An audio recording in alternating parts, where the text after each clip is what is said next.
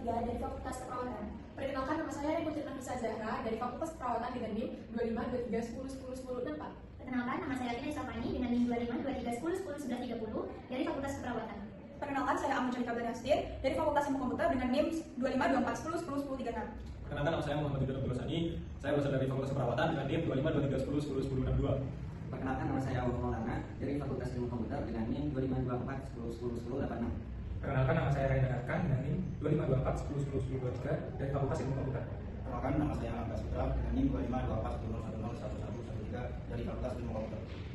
Kami dari kelompok 7 ingin membawakan hasil berdiskusi dan sharing-sharing bersama narasumber yang dibekali ilmu agama yang lebih, dan tema dari hasil diskusi kali ini yaitu moderasi beragama tentang ketahanan pangan dan solidaritas pangan. Jadi belajar dulu tentang moderasi beragama. Jadi moderasi beragama menurut masnya itu bagaimana?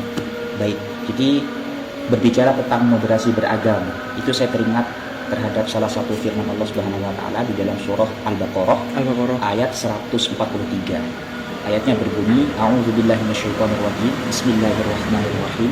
Wa kadzalika ja'alnakum ummatan wasatan litakunu syuhada'a 'alan nasi wa yakuna ar-rasulu 'alaikum syahida.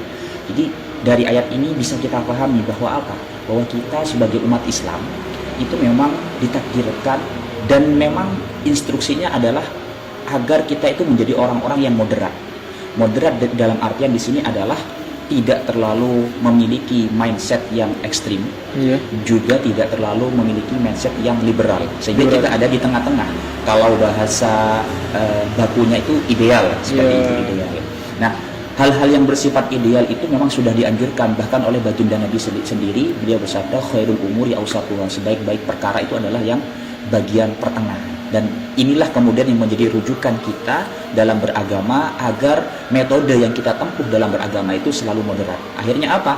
Dengan adanya moderat ini nantinya akan banyak dampak yang bisa kita raih, baik itu dampak secara individual, lebih-lebih dampak terhadap sosial. Seperti itu. Terus menurutnya panjenengan gimana apa bentuk nyata solidaritas sosial yang dilakukan oleh mungkin di pondok pesantren ini bisa? Ya, kalau di pondok pesantren sendiri, saya rasa ada sebuah kegiatan yang disebut dengan ro'an. Ro'an adalah ya tolong menolong atau gotong royong lah istilahnya. Hanya saja ini kan pesantren Islam, jadi mayoritas memang Muslim semua seperti itu. Tapi kalau kita tarik ke lingkungan masyarakat pedesaan, saya kebetulan juga tinggal di desa di rumah, itu banyak sekali orang-orang yang sudah gotong royong itu sudah tidak memandang lagi apa keyakinan kita dan apa keyakinan mereka. Jadi seolah-olah tolong menolong itu adalah bukti konkret, bukti nyata dari adanya moderasi beragama. Sehingga ketika misalkan desa membutuhkan pembangunan, entah itu butuh penjagaan di melalui siskamling dan seterusnya, kita sudah tidak lagi bertanya apa agamamu dan apa agama jenengan semua, tetapi apa? Ayo kita bekerja tanpa apa ya istilahnya meleburkan egosentris bersama, menegasikan semua batas-batas keyakinan itu sendiri. Jadi itu merupakan contoh yang konkret perihal moderasi beragama yang saya temukan dalam kehidupan sehari-hari. Terus kemudian bagaimana menurut panjenengan ajaran agama bisa mendorong kepedulian terhadap sesama tanpa melihat perbedaan keyakinan? Oke, ini menarik pertanyaannya. Kalau kita berbicara tentang ajaran agama bisa menarik terhadap sesama tanpa mempedulikan keyakinan, ini ada 3 poin yang saya catat ya. Jadi inti dari moderat itu sebenarnya adalah adil, yang pertama. Yang kedua adalah tawazun, atau bahasa Indonesia itu seimbang. Proporsional ya. Kemudian toleran. Nah, 3 poin ini, 3 unsur ini harus kita lengkapi bersama agar apa? Agar kita bisa mewujudkan makna dari toleran atau moderat itu sendiri, sehingga kita aplikasikan ke dalam kehidupan sehari-hari. Contohnya, ketika kita berlaku adil, tak peduli orang yang salah itu dari agama Islam atau bukan. Walaupun kita nih misalkan di sini sebagai pengurus, santri yang mungkin santri baru atau yang belum kenal regulasi pesantren, itu kebetulan notabene kemudian bukan dari kalangan kita. Secara otomatis kalau kita sifatnya adil, sikapnya adil, kita akan menegur ketika dia salah, tanpa membedakan latar belakang dari kelompoknya. Itu adalah sikap yang pertama. Toleran juga bisa kita wujudkan dengan cara bagaimana? Dengan cara respect terhadap pendapat yang mereka kemukakan. Nah, itu kemudian kalau seimbang antara atau tawazun itu bisa kita aplikasikan antara kehidupan di dunia dan di akhirat. Maksudnya apa? Ilmu yang kita dapatkan di kampus itu dipadukan dengan ilmu yang ada di pesantren, sehingga apa? Kesiapan kita untuk menempuh masa depan di dunia siap dan juga masa depan di akhirat juga siap. Seperti itu mungkin Bang. Ngadain kegiatan habis itu kayak ada penolakan dari masyarakat gitu. Terus itu bagaimana cara mengatasinya? Penolakan ya? Ya. Kalau penolakan dari masyarakat sih saya rasa sejauh yang saya alami alhamdulillah belum pernah, tapi berkaca dengan studi literatur mungkin, studi literatur atau dengan pengalaman-pengalaman yang pernah teman-teman saya alami, itu cara mengatasinya pertama ya kita harus memberikan edukasi berupa sosialisasi terlebih dahulu. Jadi kita misalkan nih terjun ke kampung yang notabene kampungnya mungkin adalah nonis. Kita sebagai seorang Islam yang ingin mengadakan entah itu santunan anak yatim misalkan. Nah, itu bagaimana? Ya caranya kita edukasi terlebih dahulu ke perangkat desa, kemudian sosialisasi dan seterusnya. Agar apa? Agar kegiatan-kegiatan kita ini bisa ditangkap paham dari side positifnya oleh mereka-mereka. Nah, kebanyakan yang terjadi adalah kita biasanya tanpa izin atau tanpa apa tiba-tiba mengadakan kegiatan. Ya akhirnya mereka yang tidak kenal apa motif kita, mungkin untuk hati-hati dan berjaga-jaga, akhirnya mereka menutup diri dan ditolak kegiatan itu. Seperti itu Mas. Menurut panjenengan, bagaimana hubungan antara nilai keagamaan dan ketahanan pangan di masyarakat ini? Ya, jadi yang perlu digarisbawahi ya untuk ketahanan pangan ini, karena kan yang dikatakan pangan tentunya berkaitan dengan kebutuhan primer kita sebagai makhluk hidup. Sebagai makhluk hidup tentu untuk hidup dan melanjutkan kehidupan kita butuh makan gitu kan. Nah, ini ada sebuah hadis ya dari riwayat Imam Muslim ya. Berbunyi ma min muslimin yawrisu warsan illa kana ma ukila minhu lahu shadaqatan wa ma suriqa minhu lahu shadaqah wala yazra'u ahadun illa kana lahu shadaqah. Jadi semua hal yang kita tanam, misalkan kita punya pohon mangga. Pohon mangga itu dimakan oleh burung. Pohon mangga itu juga ada potensi untuk dicuri oleh anak-anak kecil yang mungkin bermain-main ya, tetangga-tetangga. Atau pohon mangga itu kita petik pohonnya kemudian kita sedekahkan. Itu semuanya bernilai sedekah bagi kita. Sehingga walaupun orang lain mencuri pohon tersebut, apa istilahnya ya, kemudian ada burung atau kelelawar yang memakannya, itu bernilai sedekah untuk diri kita. Itu dari sudut pandang agama. Maksudnya apa? Ketahanan pangan di sini perannya adalah secara horizontal dan vertikal. Yang dikatakan vertikal adalah ketahanan pangan dalam Islam itu memiliki benefit atau dampak manfaat terhadap kita, yang mana dampaknya bisa kita rasakan ketika kita beribadah kepada seorang hamba terhadap Tuhannya. Maksudnya hubungan antara seorang hamba dengan Tuhannya itu adalah pahala yang kita dapatkan. Sedangkan sebaliknya dampak dari horizontal efeknya adalah sosial. Kepekaan sosial terjadi. Akhirnya apa? Kita daripada sampai dicuri orang, mending kita petik, kita sedekahkan. Nah, seperti itu. Itu mungkin dari korelasinya ya. Kemudian kepentingan atau urgensi ketahanan pangan dalam Islam itu merupakan bagian dari maqasidus syariah atau tujuan dari syariat itu ada.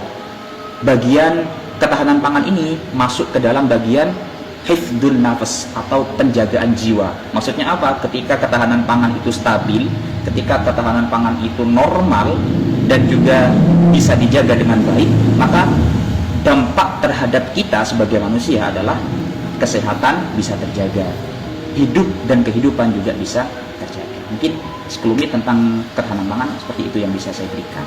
Kemudian tantangan apa yang biasanya sering muncul dalam menjaga kerukunan antar umat beragama? Tantangan yang sering muncul, saya sendiri karena bagian dari pemuda ya. Pemuda ini biasanya tak bisa dipisahkan dengan HP biasanya. Nah, karena tak bisa dipisahkan dengan HP, kalau bagi saya, perspektif saya sih, tantangan yang sering muncul adalah pengendalian media sosial. Maksudnya apa? Akhir-akhir ini banyak sekali orang-orang yang mudah berkomentar, tetapi mereka tidak paham esensi apa yang dikomentari, sehingga kegaduhan di media sosial terjadi. Itu merupakan salah satu tantangan dari toleransi dan moderasi. Kenapa? Karena dengan minimnya literatur yang kita miliki, minimnya nilai-nilai literasi yang kita miliki, akhirnya membuat kita mudah menjustifikasi seseorang itu berbuat salah. Padahal belum tentu sebenarnya dia salah, mungkin kita saja yang belum tahu sumber dari apa yang dia lakukan. Jadi untuk mengatasi hal tersebut adalah yang pertama kita harus bijak dalam bermedia sosial. Kemudian yang kedua adalah bagaimana untuk bijak, ya tentunya harus memperkaya wawasan akan literasi. Agar apa? Agar mindset yang dilakukan oleh orang lain itu juga terbangun di dalam pikiran kita, sehingga kalau sudah terkoneksi dengan baik tidak mudah menyalahkan. Kemudian yang terakhir adalah yang harus kita perhatikan di sini, kita harus tahu betul di mana letak kepakaran kita. Kalau kita misalkan saya kuliah di bidang biologi, ya udah komentari bidang biologi. Saya kebetulan alhamdulillah belajar tentang agama, ya udah kita kritisi bagian agama yang kita mampu. Tapi kalau itu tidak bisa kita jangkau, jangan ikut berkomentar. Agar apa? Agar tidak terjadi sebuah kegaduhan yang nantinya juga akan berdampak terhadap intoleransi dan juga moderasi itu sendiri. Pada selanjutnya, dalam Quran surah Al-Hujurat ayat 13, Allah berfirman bahwa manusia diciptakan bersuku-suku dan berbangsa-bangsa agar saling mengenal. Nah, menurut panjenengan, bagaimana ayat ini bisa diterapkan dalam kehidupan bermasyarakat yang berbeda agama dan budaya agar tetap rukun dan saling tolong-menolong dan membantu? Oke, berarti letak pertanyaannya adalah nilai aplikatif ya. Bagaimana cara kita menerapkan makna dari ayat tersebut terhadap kehidupan. Tentu kalau seperti itu ya kita harus istilahnya apa ya, dimulai dari diri sendiri ya tentunya, untuk menanamkan nilai-nilai luhur apa yang terkandung di dalam ayat tersebut. Nilai-nilai luhur itu salah satunya adalah keragaman. Kan ayat tersebut berbunyi lita'arufu. Salah satu ayatnya ada yang berbunyi lita'arufu.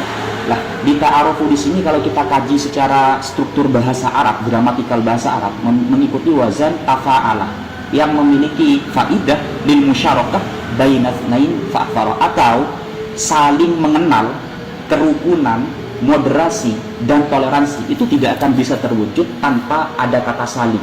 Maksudnya apa? Kita tidak bisa mengupayakan itu dengan diri kita sendiri. Kita menghormati orang lain tidak menghormati kita, maka toleransi tidak terjadi, kerukunan tidak terjadi, saling mengenal pun tidak terjadi.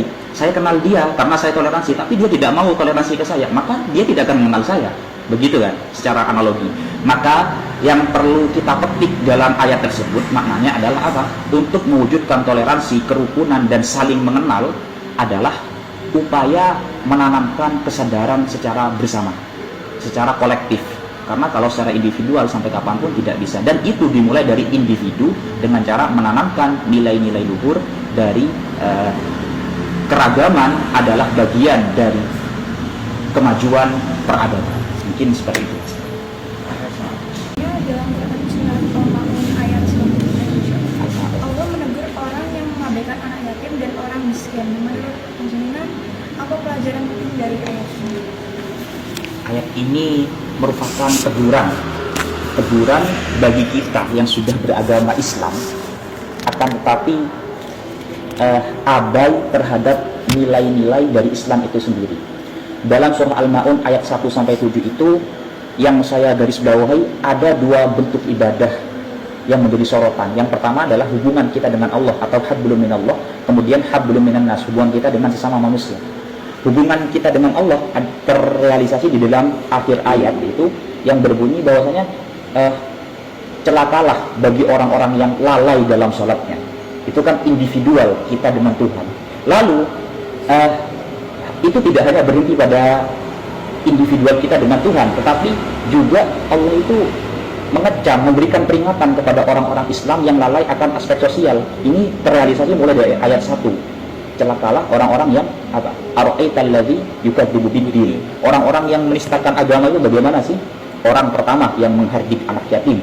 Kemudian yang tidak atau mencegah memberikan makan terhadap fakir dan miskin. Sehingga kompleks sekali dari surah Al-Maun ayat 1-7 itu istilahnya menjadi tamparan keras bagi kita yang mungkin lalai pada saat-saat tertentu, ketika kita mungkin sudah beribadah secara terus-menerus, merasa akhirnya sudah baik alhamdulillah, tapi merupakan aspek sosial. Ketika ada teman-teman kelaparan, ada melihat orang kelaparan tidak kita tolong padahal kita mampu. Nah, itu juga perlu menjadi tamparan bagi diri kita. Tamparkan itu pada diri kita itu, agar kita teringat bahwa nilai-nilai yang ada di dalam Islam yang luhur itu bukan hanya soal ibadah kita dengan Tuhan, tetapi soal kita memuliakan terhadap sesama. Meskipun itu berbeda agama ya Mas? Berbeda agama. Islam itu dalam hubungan sosial sudah tidak memandang lagi agama dan keyakinan. Itu mulianya Islam. Sekian dari kami, kurang lebihnya kami mohon maaf dan terima kasih. Wassalamualaikum warahmatullahi wabarakatuh.